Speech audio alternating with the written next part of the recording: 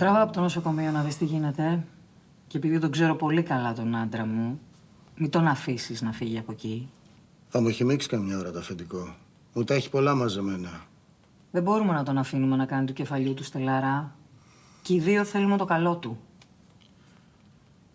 Μου στείλε μήνυμα ο Ρόζος με τον Μπεκιάρη ότι θέλει να μου μιλήσει.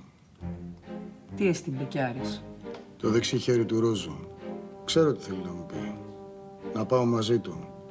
Νομίζω ότι θα με βρει τώρα μπόσκο με όλα αυτά που του τύχανε το αφεντικό. Κανόνισε μου μία συνάντηση με τον Ρόζο. Αποκλείεται να δεχτεί να μιλήσει μαζί σου ο Ρόζος. Ως τι θα του μιλήσεις? Κανόνισε εσύ ένα ραντεβού και θα εμφανιστώ εγώ.